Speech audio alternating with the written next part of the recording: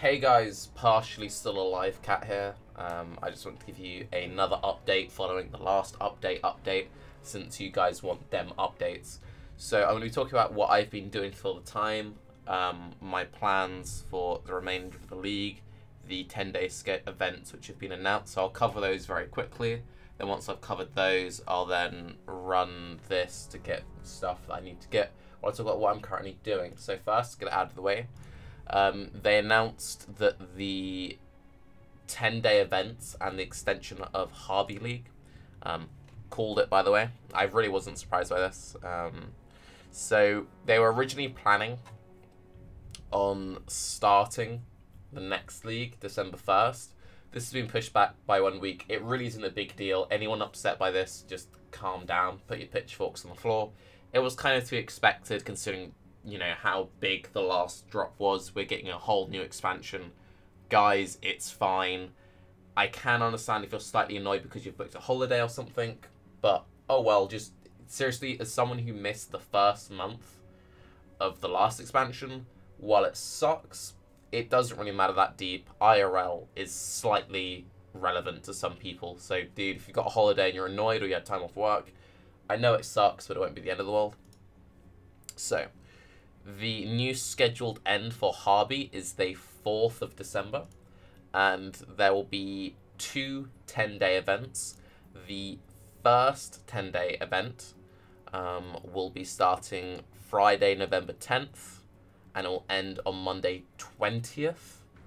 And then the second event starts on Friday, November 24th, and ends alongside the end of Hobby on the 4th. This is actually really good timing for me. Well, it isn't. The two 10-day events are very good timing for me. For anyone who remembers, I was saying that I was spending a lot of time with this girl, but then she left the country and moved to Ireland. Well, we're trying to work out the whole long-distancey thing, and she's actually coming over to visit me for the 20th to the 24th. I think those were the dates, something like that. So this actually works really well with me date-wise because it's one of those things where I can do the first 10-day event, maybe miss the last day, and then I can do the second 10-day event, maybe miss the first day. So that actually works really smoothly for me. And the league starting on the 8th rather than the 1st of December, that's pretty whatever for me. It means that these two events run smoother. I miss a lot of the last events because I had trips booked and stuff. So hopefully we don't have any health hiccups and we can do these events just lickety-split. But yeah, for anyone who's not aware, new league start is December 8th. Sucks if you've booked your holidays, but for most of us, it's not that deep. Okay, so that's that. So what have I been doing since you last saw me? Why am I currently in Lunaris Temple 1 using Shock Nova Mines in SSF Standard Harbinger? Oh my god, Tarke, you fucking casual. What's wrong with you? So, because if you don't know, if you've been out of the loop, I had a colonoscopy today. I have infusion on Monday. And I've generally just spent a lot of time with the doctors recently, not feeling all that sharp. It's been a bit of an issue playing hardcore right now, because if you don't know, in hardcore, when you die and you lose your character. So, being very distracted, feeling not very ill and struggling to concentrate isn't the best mix. So I decided, well, what can I do so that I can still actually play video games while I, you know, have all these appointments and stuff. I hate playing normal softcore, and it's not for the reason that most people think. The main reason I dislike normal softcore is because of how easy the economy is. And by that, and one of the big draws of hardcore for me and many other players is the economy. Because when you die, you lose all your items. Items are constantly being taken out of the hardcore economy. Because of this, even late into the league, actually especially late into the league, item progression, even if you have a lot of wealth, is still somewhat slow.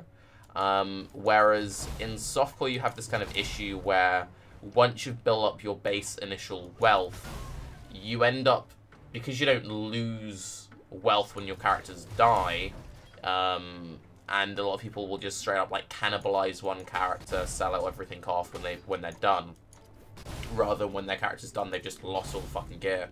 you can quite easily just like steamroll characters once you've got that slight advantage. Some people find that very enjoyable. Me personally, I actually like having a slow progression in Path of Exile. That's why I can play Path of Exile from beginning to start of the league. It's very important for me as a streamer, especially, to have this slow kind of progression. Now, since I was like, well, I know that I'm going to be playing, you know, with impaired senses, why don't I just do a little bit of SSF? It's kind of like a fresh start. And then I was like, well, SSF hardcore, I'll be really triggered if, you know, I die to something stupid. Well, why don't I just do softcore SSF? With softcore SSF, I still get the challenging economy, which is one of my main draws of playing Path of Exile. And I can screw up and I can make mistakes. And also, I can play the builds that I normally don't get to play.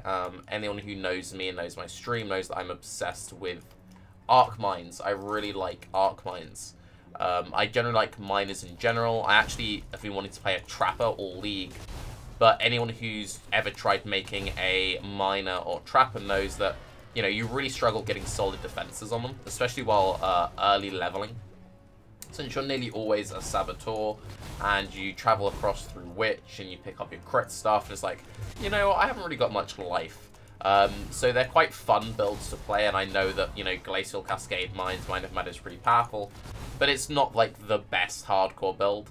So I was like, well, I can do some softcore SSF, I can mess around, and actually get to just enjoy playing a miner and a trapper, something I haven't done for a really long time. So my initial plans was to actually do some trap shenanigans. I was going to do some funky traps using... I was going to use Ice Trap and Frost Bomb Trap and Frost Wall Trap.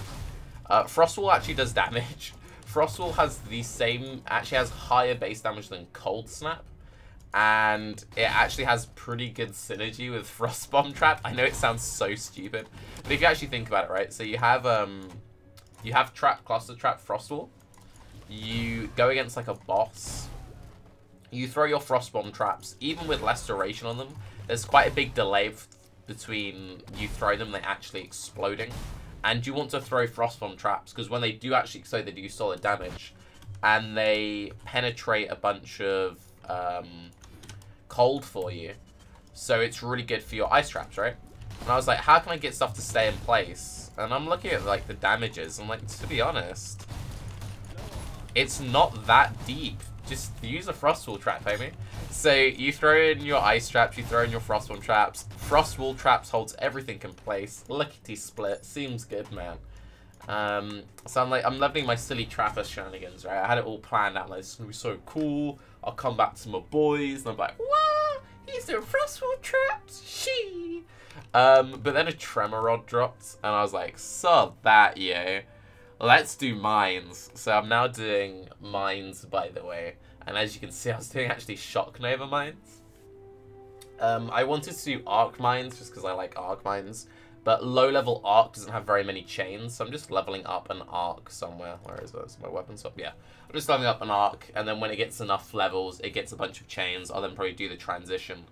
So I was like, what else can I shove on a mine? Let's not just do Glacial Cascade, that's a bit Resident Sleeper. So I was having Fire Nova mine for quite a while, once I got the Tremor Rod. And I was like, actually, let's try putting Shock Nova on, because the Shock Nova MTX looks really cool. And actually, it's kind of funny, but Tremor Rod plus mines plus Minefield make Shock Nova feel kind of okay. So the main issue that Shock Nova has is AoE, because AoE, by the way. And it just has really low base damage for no reason. When they went through, like, buffing the damages, a lot of skills, they just kind of forgot about Shock Nova. But thanks to Saboteur's Bomb Specialist giving you a whole load of AoE, and the fact that mines are just more multipliers on top of more multipliers on top of more multipliers, and Minefield means that you drop 3 mines instead of 1. Well, when you cast Shock Nova 3 times on an enemy, and actually 6 times with Tremor Rod, it actually does, like, passable damage. And you actually get okay-ish AoE through being a mine build. So I was like, fuck it, we'll just use this level, and then I'll eventually transition into Arc Mines. So that's basically what I've been up to. And what I'll probably continue to be up to between now and the 10th. However, anyone who's watched my stream for a long time knows that I used to use G2A as my, like, nice lag. I used to use G2A as my, nice lag again, as my donation service. So, like, all my donations we process through G2A.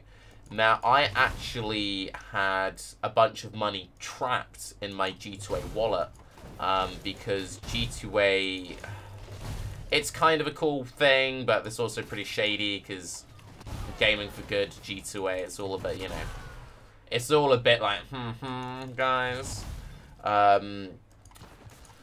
So I used to have Gaming for Good as my main donation service, and Gaming for Good is linked with G2A, so all my donations would go into a G2A wallet. This didn't used to be an issue. At one point, they randomly introduced this system where once you had a certain amount of donations, you couldn't actually get your money out unless you had, like, passport information, etc. I lost my passport for the best part of a year. It was just in my room, by the way. I am a very functioning human being. But I had something like 150 euros just stuck in G2A for the best part of like a year and a half. And I'd completely forgotten about this. And you're like, okay, so why the fuck is this boy telling me about his G2A months? Like, what's this got to do with anything? So, recently a bunch of AAA games came out, actually. And I was kind of like, well, you know, now would be a pretty good time for me to do some single-player playthroughs of shit. You know, I'm waiting for the 10-day events to start.